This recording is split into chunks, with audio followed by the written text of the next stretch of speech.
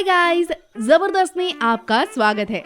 Alia Bhatt starrer Gangubai Kathiawadi 25 फरवरी को theatres में release होने के लिए रेडी है। ये मूवी एक बायोपिक है जिसमें हमें माफिया क्वीन गंगूबाई की लाइफ स्टोरी देखने को मिलने वाली है। लेकिन क्या आप जानते हैं कि आखिर ये गंगूबाई थी कौन और उन्होंने ऐसा क्या किया था जिससे वो इतनी फेमस हो गयी कि आज इंडियन सिनेमा उनके नाम की मूवी बना रहा है। आज के इस वीडियो में हम आपको गंगूबाई का वो सच बताएंगे जिससे आप अभी तक बेखबर हैं। आगे बढ़ने से पहले चैनल को सब्सक्राइब जरूर करिएगा। तो चलिए बाकी कोई और हलचल के बिना let's get started. S Hussain Zaidi की किताब माफिया क्वीन ऑफ मुंबई में गंगूबाई की कहानी लिखी गई है। देखिए, शुरुआत करते हैं गंगूबाई के बचपन से। आपकी जानकारी के लिए आपको बता दें कि गंगूबाई का असली नाम गंगा हरजीवन दास काठियावाड़ी था। गंगूबाई का जन्म गुजरात के काठियावाड़ी में हुआ था और उन्हें बचपन से ही हीरोइन बनने का शौक था। उन्हें फिल्में देखना काफी पसंद था।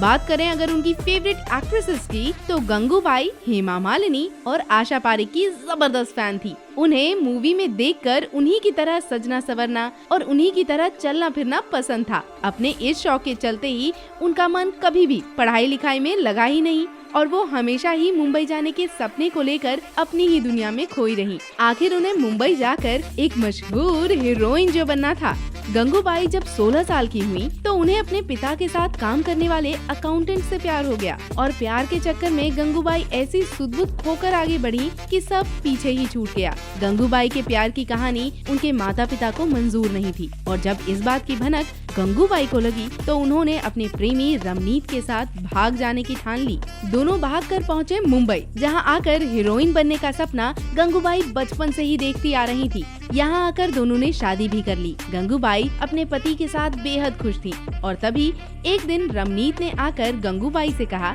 कि वो उन दोनों के लिए एक घर देखने जा रहा है और जब तक वो वापस न आए तब तक गंगूबाई को उसकी मासी के साथ रहना होगा। रमनीत पर आंख बंद करके भरोसा करने वाली गंगूबाई मासी के साथ उनके घर जाने के लिए निकली तो सही, लेकिन पहुंची मुंबई के रेड लाइट एरिया कमाठीपुरा, जहां कम उम्र की लड़कियों को खरीद कर लाया जाता है और फिर उन्हें प्रोस्टिट्यूशन के धंधे में डाल दिया जाता था। गंगूबाई को बताया गया कि उसके पति ने उसे मात्र 500 रुपए में बेच दिया है। गंगूबाई पूरी तरह से टूट गई, लेकिन अब वो ऐसी जगह पहुंच चुकी थी जहां से ना तो वापस जाने की उम्मीद थी और ना ही आगे बढ़ पाने की। गंगा अब गंगू के नाम से जानी जाने लगी थी और उसने भी अपनी जिंदगी के इस सच को स्वीकार कर लिया। दिन गुजरते गए और फिर एक दिन शौकत खान नाम का एक पठान उस जगह आया। उसने गंगू के साथ बहुत ही बुरा बर्ताव किया, जिसकी वजह से गंगू घायल भी हो गई। कुछ दिन बाद शौकत फिर आया, फिर उसने यही बर्ताव गंगू के साथ किया, जिसके बाद गंगू ने ठान लिया कि इस आदमी को उसके किए की सजा वो दिलवा कर रहेगी। जांच पड़ताल करने पर गंगू शौकत के बारे में जान गई। उसे ये भी पता चला कि शौकत खान मुंबई के फेमस डॉन करीम लाला का आदमी है। बस फिर क्या था, गंगू सीधा पहुंची करीम लाला के घर।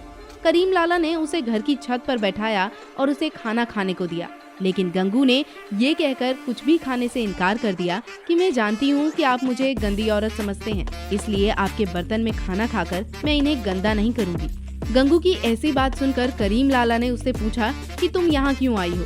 गंगू ने शौकत खान की सारी हिस्ट्री करीम को बता दी, जिसे सुनने के बाद करीम लाला ने गंगू को कहा कि अगर ये बात सच है तो मैं तुमसे वादा करता हूँ कि शौकत को उसके किए की सजा मैं खुद दूंगा। करीम की ये बातें सुनकर गंगू ने उन्हें अपना राखी भाई बनाते हुए राखी भी बांधी और वापस आ गई। फिर जब एक दिन शौकत खान आया तो करीम लाला ने उसे खुद पीट पीट कर अधमरा कर दिया और पूरे एरिया में ये ऐलान कर दिया कि अगर आज के बाद गंगू को किसी ने परेशान करने की कोशिश की तो वो उसे छोड़ेगा नहीं। उस दिन के बाद से गंगू को गंगूबाई के नाम से जाना जाने लगा और अब उन्होंने सोसाइटी के इलेक्शन में भी जीत हासिल कर ली, जिसके बाद से उनका रुतबा और बढ़ गया। उन्होंने उस रेड लाइट एरिया में काम करने वाली लड़कियों और औरतों के लिए काफी काम किया। इतना ही नहीं, जैदी ने अपनी किताब में इस बात का भी जिक्र किया है कि उन औरतों के हक के लिए गंगूबाई प्राइम मिनिस्टर जवाहरलाल नेहरू से भी मिलने गई थी और उनके हक की मांग की थी और उन्हीं की बदौलत कई प्रोस्टिट्यूट्स को वापस उनके घर भेजा गया। कई ऑर्फन्स को घर और मान सम्मान मिला और उन्हीं की वजह से मुंबई में आज भी प्रोस्टिट्यूशन मार्केट को हटाया नहीं गया है। क्योंकि कई महिलाएं अपना जीवन चलाने के लिए अपनी मर्जी से ये रास्ता चुनती हैं। वहाँ की औरतों के लिए गंगूबाई उनकी माँ है। इतना ही नहीं, गंगूबाई की मौत के बाद उनका एक स्टैच्यू भी बनवाया गया, जो कि आज भी कमाटीपुरा में स्थित है। भले ही गंगूबाई एक मशहूर अभिनेत्री नहीं बन सकी, लेकिन इतने बड़े दलदल में फंसने के बाद भी उन्होंने हिम्मत से काम लिया और अपनी जिंदगी को इतना पावरफुल बनाया कि वो कई लोगों के काम आ सकी।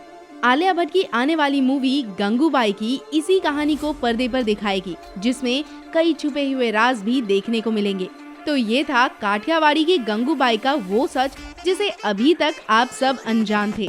So guys, that is all for today's video. हमारे चैनल जबरदस्त को सब्सक्राइब अवश्य करेगा और आपको ये वीडियो कैसा लगा हमें कमेंट सेक्शन में जरूर बताइएगा। मिलते हैं आपसे नेक्स्ट वीडियो में। Thanks for watching.